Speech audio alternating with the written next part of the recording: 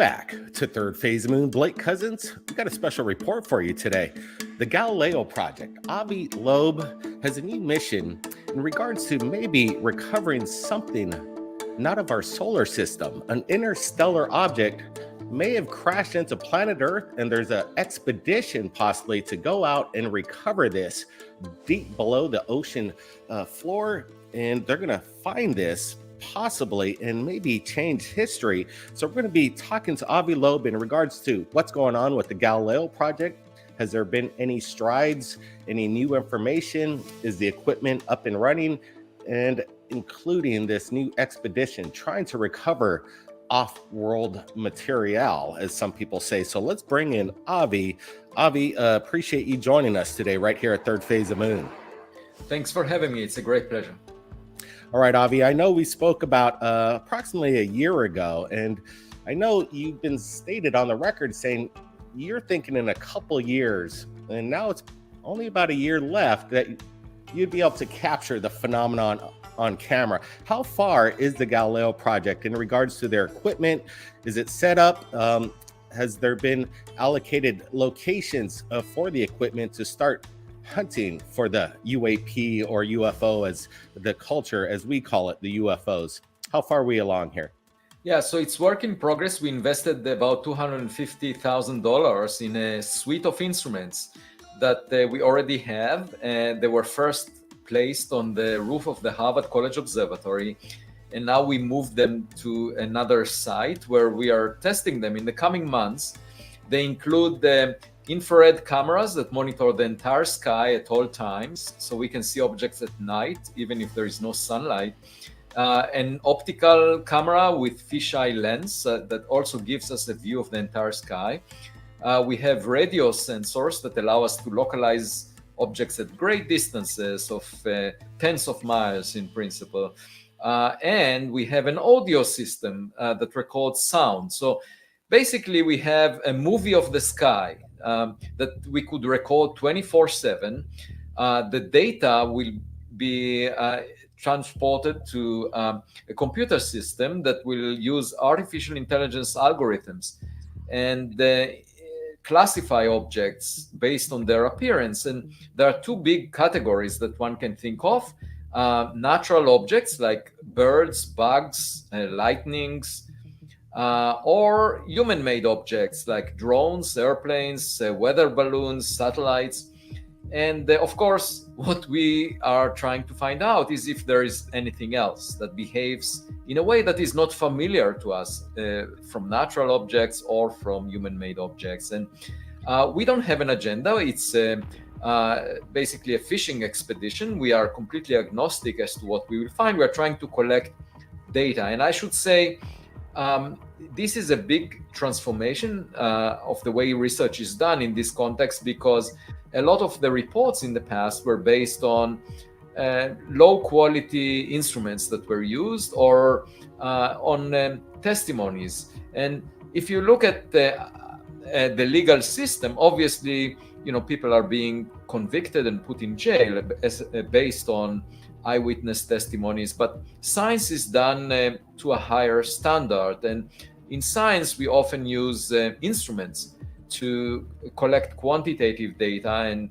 record it and then analyze it in an open way so that everyone can look at the data and everyone can understand the sort of transparent analysis of the data. So that's the hope of the Galileo project. And my hope is that by the end of this calendar year, we will have a full understanding of the instruments so that we can deploy them in a desired location, start getting data in the spring of 2023, so that by next summer, we will have something to report about.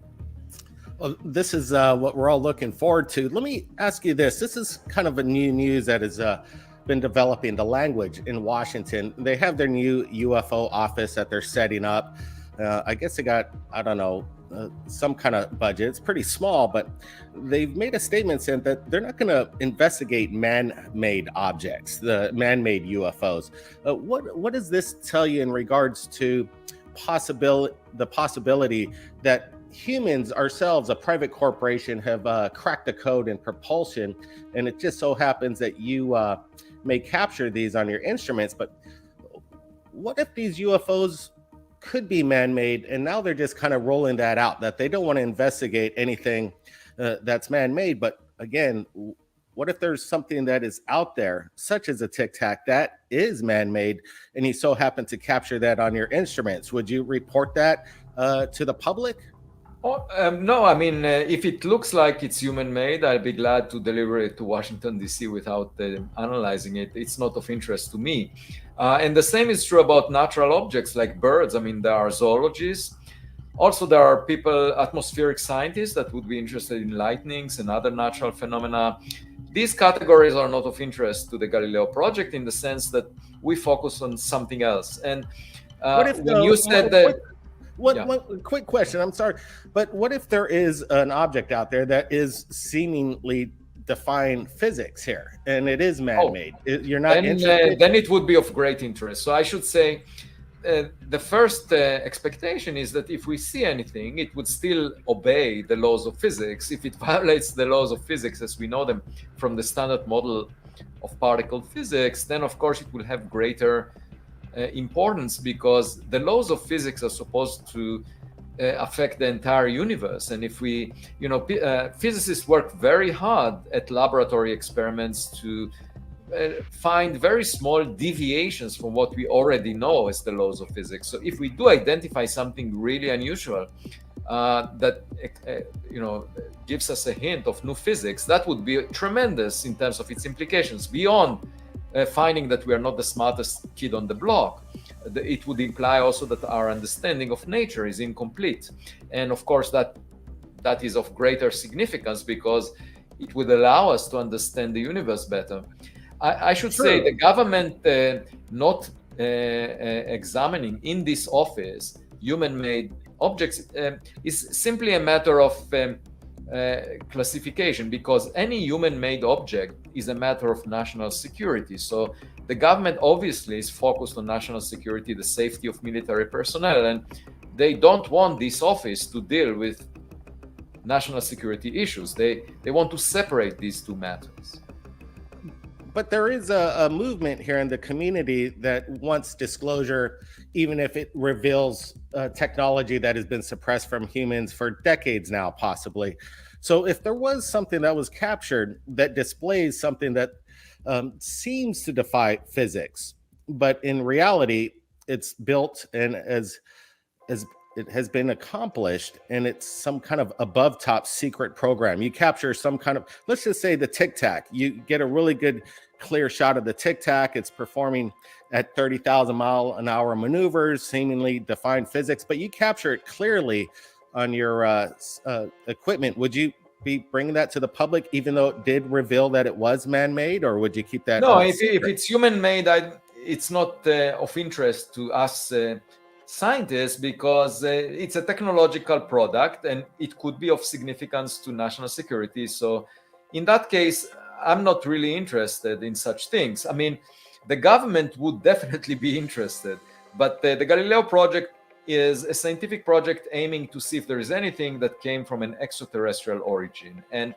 that means objects that are in the atmosphere, or now they call them transmedium, that also go into the ocean and back, and perhaps into space and back. But moreover, objects that are not in the atmosphere, like Oumuamua, the first reported object from outside the solar system that I wrote the book Extraterrestrial about, that was discovered in 2017. It never came very close to Earth, it never entered the atmosphere, and nevertheless, it looked weird and unusual, not like a comet or an asteroid that we'd seen before. So that's also of interest to the Galileo project. We are thinking about a space mission that will come close to the next Oumuamua, sort of like a dating situation when you want to rendezvous with the next Oumuamua. We have a dating app that is the Vera Rubin Observatory that will start operations in Chile in a year. It's sort of the successor to the Pan-STARRS telescope on Mount Haleakala in Maui. So let me just get this straight. So if there is an object out there that you're unaware of at the moment, because we're not read into all this top secret stuff. We don't have that clearance. I'm not sure what your clearance is.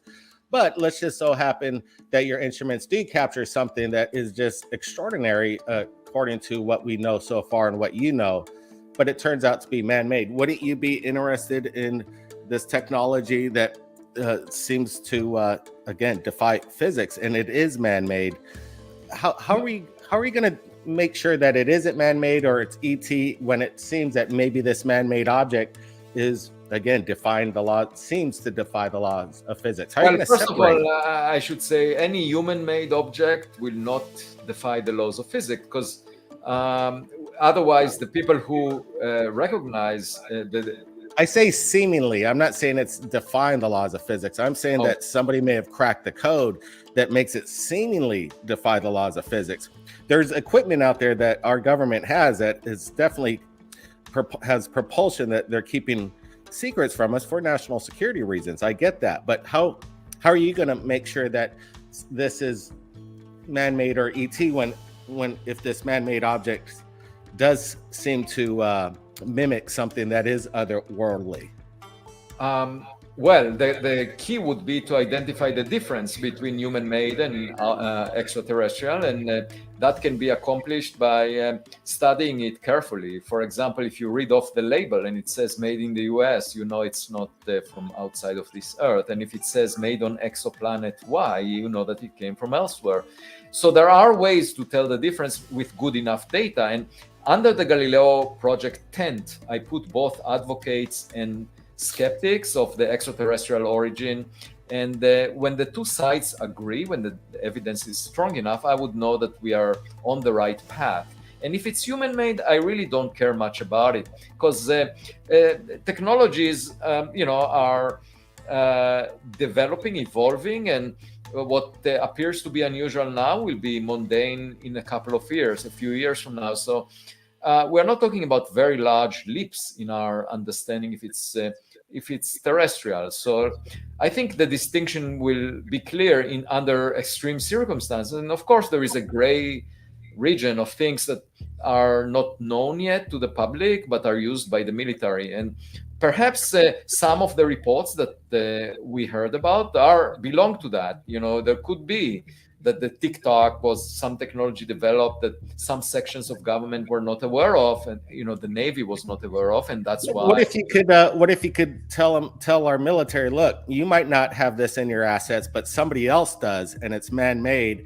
and it's coming from a private corporation or private corporation. So the military right now says we don't know what they are. Could you be the person that says, hey, look, we know what it is, and it's man-made, and maybe we tracked it to some location that's a private corporation? Could you assist the military? Because right now they say they have no idea what it is, but maybe your instruments could tell them where it's exactly coming from, if it is foreign adversarial or if it is ours. Definitely. That will be, a matter of national service. If we see things that for some reason the government is not aware of, obviously it's our duty to report it and help the government. So basically the way I see science here is as assisting the government and society to clear up the fog and figure out what these objects are. And while we don't have interest in human-made objects, the government has such interest, and of course we will be glad to help them no matter what we find.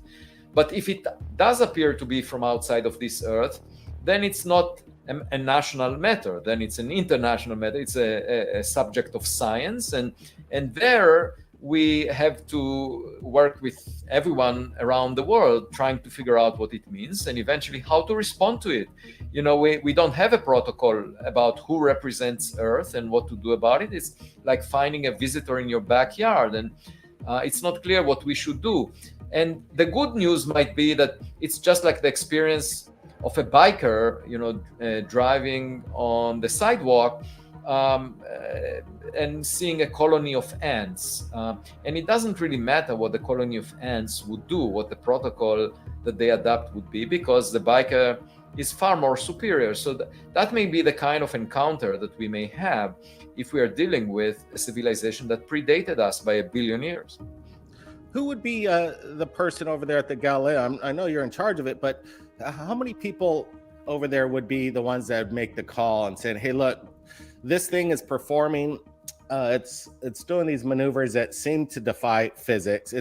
They're going much faster than anything we know publicly. Who would be the person to say, "Hey, look, this is man-made, but this is some kind of military asset, so we can't put it out," or "This is extraterrestrial in nature"? Who's going to make that call? Well, so the first filter would be an AI algorithm that will try to catalog the objects that we see. And then, of course, there is a team of people that will look at the data that looks unusual. I mean, many of the objects will belong to either the basket of natural objects or human-made objects for sure. This would be obvious. But there would be those unusual objects, and that would require human attention. And we have a team of scientists. It will not be one person. So it will be driven by consensus. And as I said, it's of less interest to us to deal with technological equipment from Earth. And we will be glad to deliver that data and not even publish it to the authorities that may benefit from it as a matter of good citizenship. But as scientists, what intrigues me the most is the possibility that we'll see things that we cannot really associate with humans. So I know it's Labor Day weekend. You got dinner with your wife, and I'm holding you up a little bit, but we've got a few more minutes. Let me get into this recovery operation deep below the ocean surface. And you're looking for something interstellar. You've got some funding. I read a headline that there's a scientist. He's got $1.5 million that he's putting into this research, and they're going to go out and try and find something out of this Earth. You may think that it might even have a button on it. Possibly you want to press the button. Hey, don't get me wrong, I do too. But if it has a button, then that might be man-made as well. So again, it always goes back to So let me explain a little bit about this object. This is actually the first interstellar object that was discovered. Before Oumuamua, it predated it by almost 4 years. It was discovered on January 8th, 2014 by a missile warning system that the US government has. And every now and then they see an object coming from outside the atmosphere, from far away, from space, into the atmosphere, colliding with Earth. You can think of the Earth as a fishing net that is collecting objects as it moves around the sun. And this was one of them. What made it unusual was its very high speed. It was moving at 45 kilometers per second when it disintegrated about 18.7 kilometers above the ocean surface, 100 miles off the coast of Papua New Guinea. And that was a very high speed. And in fact, with my student Amir Siraj, we calculated that when it was outside the solar system, it was moving faster than 95% of all the stars in the vicinity of the sun. So it was an outlier relative to stars near the sun. And moreover, the government released a letter from the US Space Command a few months ago, basically confirming the conclusion that we had with my student about this object coming from outside the solar system, and at the 99.999%. And they released also the fireball light curve. The explosion released a huge amount of energy, a few percent of the Hiroshima bomb energy. And the government sensors noticed it. And from that, from analyzing it, we infer that it only disintegrated in the lower atmosphere of the Earth, meaning that it had a very tough material composition. It actually was, its material strength was tougher than all other meteors in the catalog, 273 of them, and it was twice as tough as iron. And iron meteorites make up only 5% of all the space rocks. So you ask yourself, why is the first interstellar meteor so unusual? It's tougher than iron, and moreover, it was moving faster than stars, most stars, 95% of all the stars in the vicinity of the sun. Perhaps it was a spacecraft. And of course, one way to find out is to scoop the ocean floor and look for the fragments from the explosion and figure out their composition, whether it was made of rock, a natural object, or whether it was made of an alloy that nature doesn't put together. So when you're going out there, you're going to do this fishing expedition, as you call it. And let's just say you recover something that has circuits, buttons, some kind of unknown meta behind its makeup. would you release that to the public, and would the Oh scientists be yeah. able to? So How, everything we find will be publicly available. It will either put at Harvard University or at a museum so that anyone can access it around the world. We're not trying to make any commercial profit out of it, even though I was approached by a number of people. But the truth of the matter is, I was joking that I might be tempted to press a button if we find a gadget. And then I got an email from someone who said that, please don't press a button because who knows what it will trigger. And I was telling that person, of course, no, I will act responsibly. I will not press any button. But I did have an exchange over Zoom with the curator of the Museum of Modern Art in New York City. And she said, if we find anything, she wants to have it on exhibit there, because anything we find from an extraterrestrial technological civilization would be a piece of art, modern art, and she would like to have it on exhibit. well, if it's on exhibit, I think we should do a little bit more than just look at it. I think we should actually, I agree with you. I think we should press buttons, maybe do it in a responsible manner, but just have it sit in a museum and just look at it and not do some work on it, I think would be, maybe after you do some tests and studies, I would think would be more reasonable, because, there is this talk in the community in regards to propulsion. And right now we seem to have kind of a miscommunication between the government and the public of what we don't know what these things are, whether it's ET in nature. And there's this hidden technology that people think we're missing out on, the propulsion that we could benefit from, energy that we could benefit from. Some of these energy devices that supposedly exist in these black budget programs could create this propulsion behind these craft that mimic the Tic Tac and the gimbal and all these other things that the government's putting out. You see, one of the benefits of finding an extraterrestrial gadget is that we can learn from it. If it represents technologies that are in our future, that will take us 1 million years to develop ourselves, we can save the time. It's sort of like looking over the shoulder of a classmate for the answers. But if we can save 1 million years in the process, I'm much for it. I'm more curious than being motivated by my ego. The fact that there is a smarter being out there is a no problem to me. I just want to learn from it as much as I can. Absolutely. And when are you going to set out this expedition? How are you going to recover this material on the bottom of the ocean floor? Do you got like some kind of big magnet? What's the... Yeah. So we have everything designed. We have a team of people on the expedition that all we're waiting for is another $1 million that we need to get it going. And we are doing some fundraising right now to get that $1 million. As soon as we have the $1 million, we'll be ready to start working towards going there. And it will take just a matter of months before we have something. Well, I know the public would be really interested in going on an adventure like that. This would be kind of the greatest hunt reality TV show you could imagine.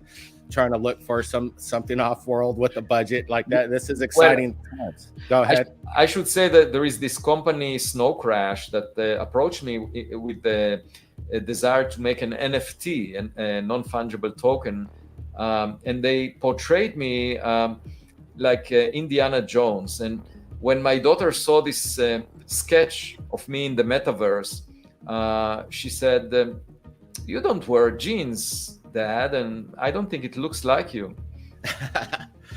Yeah, that's interesting. NFTs, I don't know what that's all about. It still confuses me to this day.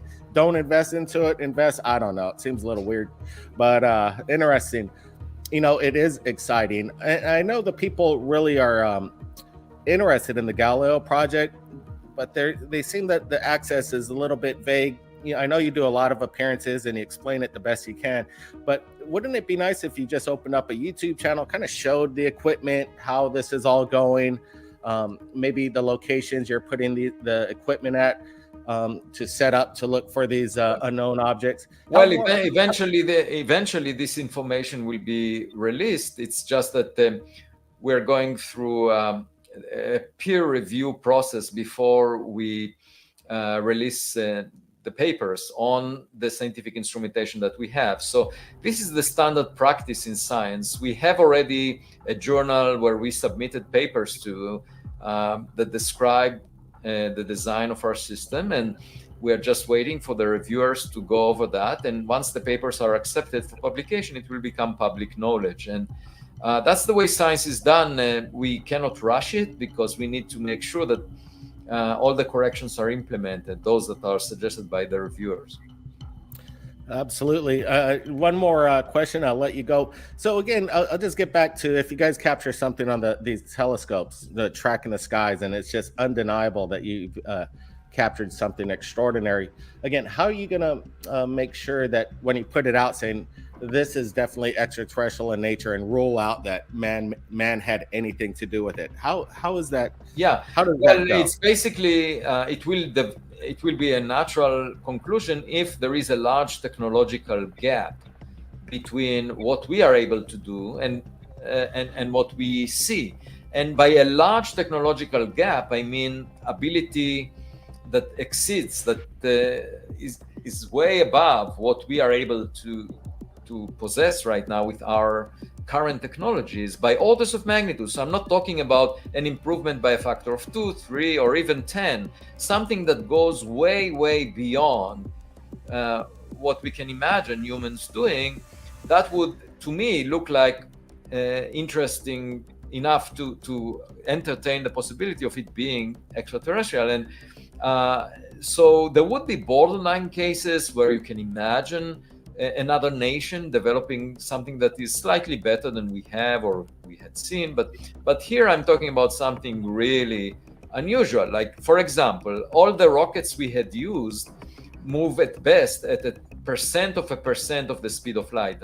Suppose you see an object moving at 10% the speed of light, it's a factor of 1,000 faster, then it's clear that no human-made technology can reproduce that.